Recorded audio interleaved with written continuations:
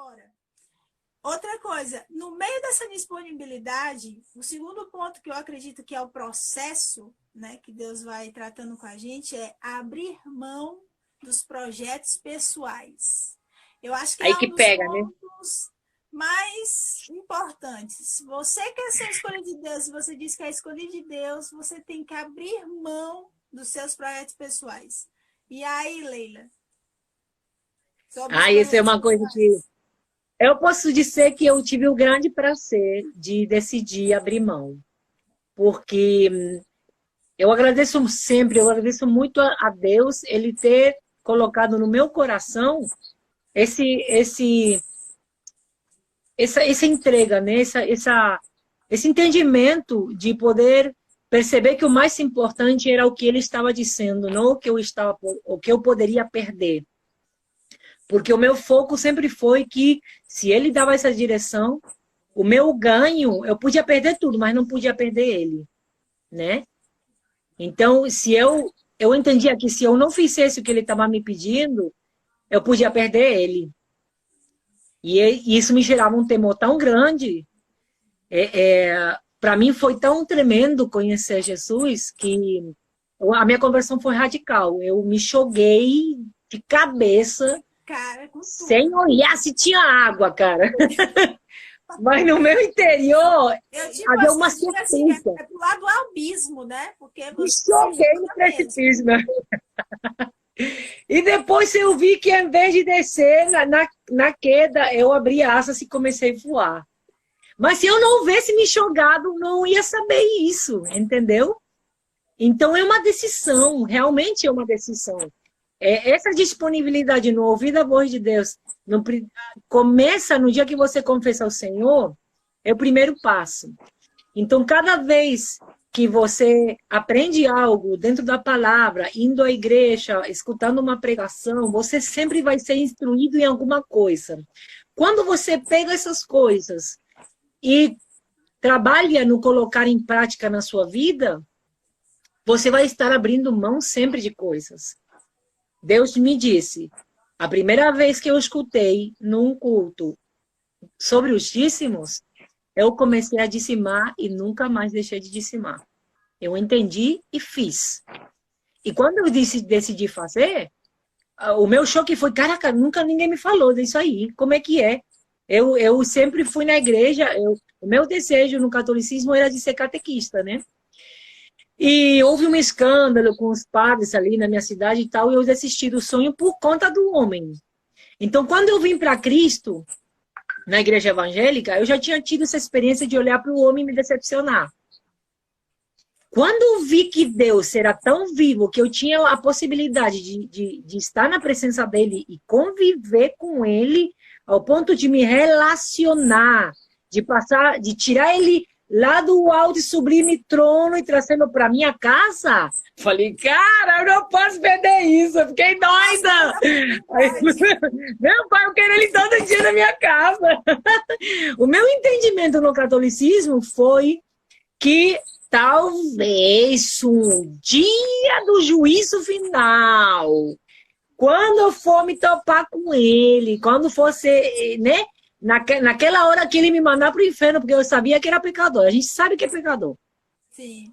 Mas quando você não conhece Cristo, não sabe que existe essa possibilidade de ir para o céu. Não sabe.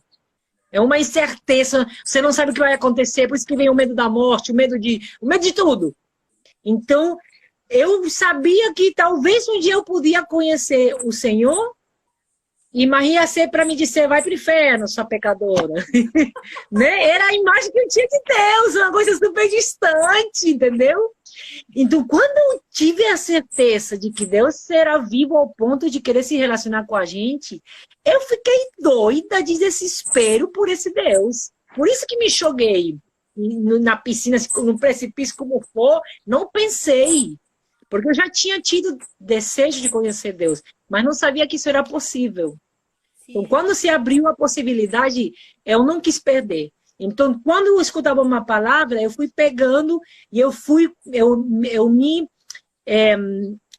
determinei que que eu não podia continuar vivendo sem conhecer esse Deus, sem saber andar com ele.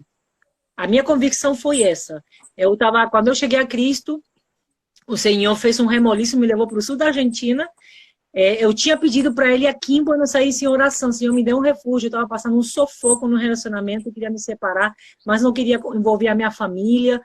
E eu não sabia por que não podia me separar. Eu voltava com ele e eu ia e voltava. Eu não queria estar com ele, mas acabava voltando.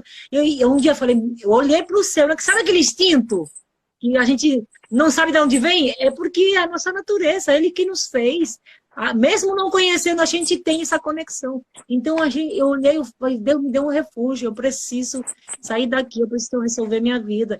2 dias depois, eu não me lembro exatamente se foi no dia seguinte ou no dia depois, que a minha irmã veio do sul, de pegar férias, e ela me abraçou, eu corri para ajudar a trazer as malas, e ela me deu um abraço e no ouvido ela disse, estão te esperando lá. Aí eu fiquei assim, no abraço sem entender, sabe? Aí eu está me esperando, eu estou precisando fugir, então eu estou indo. Esse mesmo dia, porque eu não tinha intimidade com os amigos dela, era um casal amigo dela. Então, assim, eu peguei, naquela hora, eu tomei o café, ajudei ela a desfazer as malas, saí de casa, comprei minha passagem e fui. Quando eu cheguei lá, eles me receberam, um casal cristão, e eles me disseram, Leila, você não sabe da gente, talvez você não tenha entendido porque a gente te chamou, mas a gente vai falar só isso, na rodoviária, antes de chegar na casa. A gente vai falar só isso e em casa a gente vai conversar mais. Nós somos cristãos e Deus mandou preparar nossa casa para ser seu refúgio enquanto você estiver aqui. Quando eles disseram exatamente a mesma palavra, eu fiquei doida, mulher. Eu falei, meu pai, elas não tinham como ter ouvido a minha oração, Jesus. Então ali, aquilo, cara, ele foi muito doido. Eu falei, não, peraí. Da rodoviária até a casa dele, acho que eram 5, 6 quarteirões. Eu fiquei, a minha cabeça fez um remoliço, tipo, quebrou a minha estrutura, entendeu? Nossa. Quebrou. Tudo que eu pensava e achava de Deus, aquilo virou um signo de pergunta. Eu fiquei assim, naquele interrogação. Eu falei, o que passou? Eu falei, Deus, meu Deus do céu. Aí eu fiquei naquela expectativa, o que ia acontecer, né? Chegando lá, eles oraram comigo, me ensinaram a orar, falaram dessas 3 colunas, palavra, oração e jejum.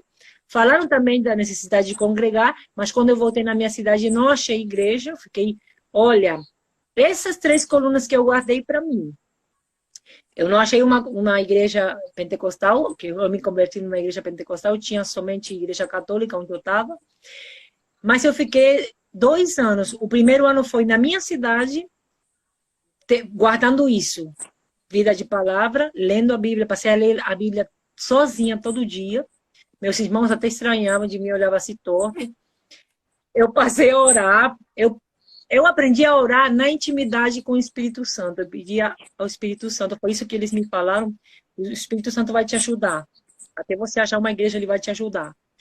Então, eu comecei a pedir. Ele foi começando, colocando palavras na minha boca. E eu ficava realmente surpresa de como a minha oração ia crescendo, ia pegando forma, direção. E eu comecei a ver como é que eu fazia para jejuar, comecei a ver como é que era isso, comecei a experimentar. Então, as minhas primeiras experiências foram na intimidade. Quando chegou o final do ano, eu tive uma proposta para ir trabalhar na Espanha, fiquei 1 ano lá, né? Eu me converti no 2000, e em janeiro de 2001 já fui para a Espanha e voltei só no final do ano.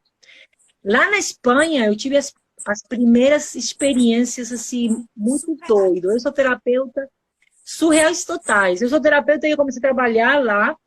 E eu tinha tanto medo de fazer alguma coisa errada que eu comecei a orar e colocar a minha profissão diante de Deus. Sim. E quando eu colocava as mãos sobre as pessoas, eu orando, eu pedindo por essa pessoa e para Deus usar as minhas mãos, para não deixar eu fazer nada errado sobre as pessoas, elas começaram a ter experiências e contar para mim o que elas percebiam na minha massagem, na minha terapia. E eu comecei a interagir com as pessoas dessas experiências que eles tinham, né? Então, nesses 2 anos que eu não consegui congregar, esses 3 pilares me sustentaram e me ajudaram a que a minha conversão fosse realmente radical para eu nunca mais retroceder.